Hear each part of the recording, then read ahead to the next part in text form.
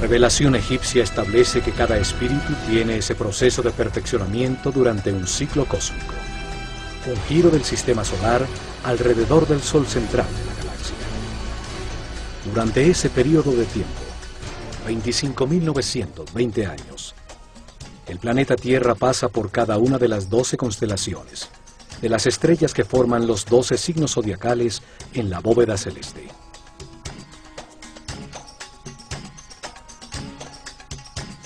Esto sucede para que el espíritu reciba las distintas energías, las distintas fuerzas de las estrellas durante 12 eras de 2160 años, 12 ciclos que producen distintos procesos y estados.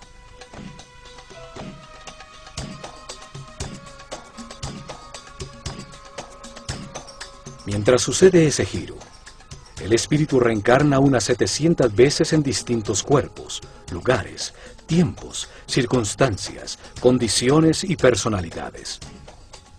En esas vidas, asciende del primero al séptimo nivel de conciencia.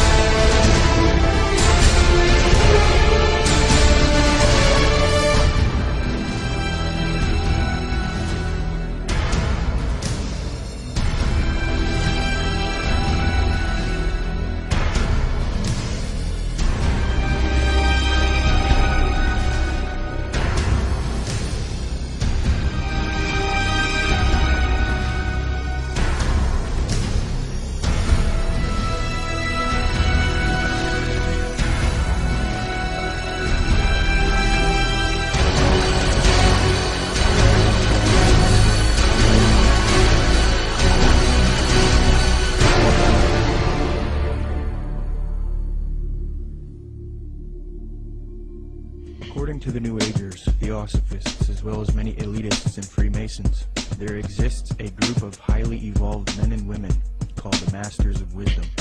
These powerful groups claim that Buddha, Krishna, Muhammad, and Jesus were all masters of wisdom, and that a being named Maitreya is the leader of these beings, who in turn is subject to the true leader, Sanat Kumara. New Age Theosophist Dane Rudhar concedes that the leader of the Masters, Sanat Kumara, is in fact Satan, according to the esotericists. Quote, Satan is an anagram for Sanat Kumara, who in the esoteric philosophy of India is the Promethean being who gave mankind the fire of self-conscious and independent individual selfhood, unquote. John Michael Greer, in the New Encyclopedia of the Occult, notes, quote, Satan has a possible echo in theosophic lore, where the Lord of the world, the spiritual ruler of the earth, and the head of the Great White Lodge is Sanat Kumara, a lord of the flame who descended to earth from Venus in a fiery chariot some 6 million years ago. Theosophy teaches that Satan or Lucifer is actually a divine being who saves humankind, brings him consciousness. Many modern influential New Agers who are deceived by Theosophy repeat the same theme. David Spangler admits that Lucifer is a being that New Agers honor, and the light of Lucifer is the light of God. So indeed the Luciferian doctrine is fused into the New Age movement due to Theosophy. Along with this doctrine is the belief that because of Satan, man is now thinking he will evolve, conquer the world, conquer nature, and become a god. In 1919, the Theosophist Alice Bailey was supposedly contacted by one of these ascended masters, known as the Tibetan Dijwal Kul. From 1919 to 1949, Bailey would write 24 books, and according to her, she would do automatic writing, a new age way of channeling and letting the force write for you. Bailey would create Lucifer Publishing, which would distribute the works of Helena Blavatsky and the Theosophical Society. She would later change the name to Lucius Trust because Lucifer Publishing was too controversial. Lucius Trust evolved into a large New Age organization, and it is still active today.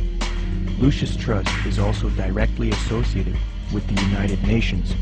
According to the United Nations International Geneva Yearbook 2009, quote, the Lucius Trust is recognized by the United Nations as a non-governmental organization and is represented at regular briefing sessions at UN headquarters. The Lucius Trust is on the roster of the United Nations Economic and Social Council. Thus, Theosophy and the New Age are now fused into the United Nations, which gives a medium for the New Age agenda. The aim of corrupt organizations like Lucius Trust and the UN is to create a one-world government, New World Order, which is in accord with the supposed Age of Aquarius.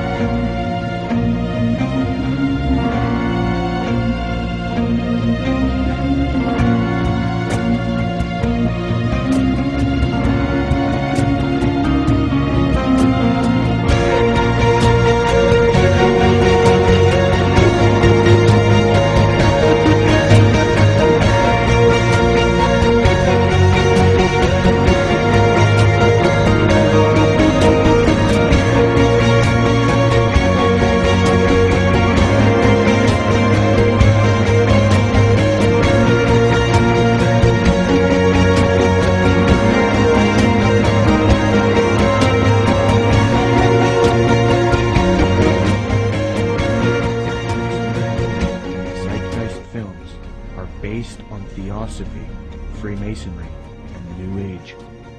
For those who are unfamiliar, in 2007, a man named Peter Joseph released a film called Zeitgeist. This film received millions of views on the internet and became very popular. Then in 2008, Zeitgeist Addendum, the sequel, came out. From there, Peter Joseph established the Zeitgeist movement. The first Zeitgeist film was divided into 3 sections. The second section was about 9/11 being an inside job. The third section was about the corruption of the Federal Reserve. I have no real issue with the last 2 sections. The first section of the film is what I have an issue with. Contained in this section is the modern belief system of the New Age movement, the Theosophical Society, and Freemasonry. It becomes quite clear that this film and movement, which has captivated so many truth seekers, is nothing more than the externalization of Theosophy, Freemasonry, and the New Age to the public.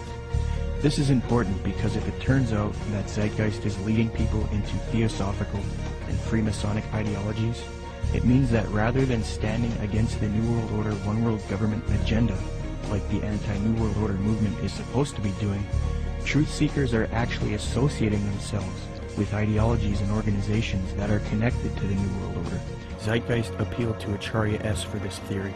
These claims can be found in her book, The Christ Conspiracy. Interestingly, it was the founder of Theosophy, Helena Blavatsky, and the Marxist Theosophist Annie Besant who popularized these types of arguments and inserted them into the New Age movement. The 3 things that Zeitgeist adopts from Theosophy and Freemasonry with respect to theology are 1. The belief that the story of Jesus was copied from other religions. 2. That Jesus is a representation of the Son. And 3.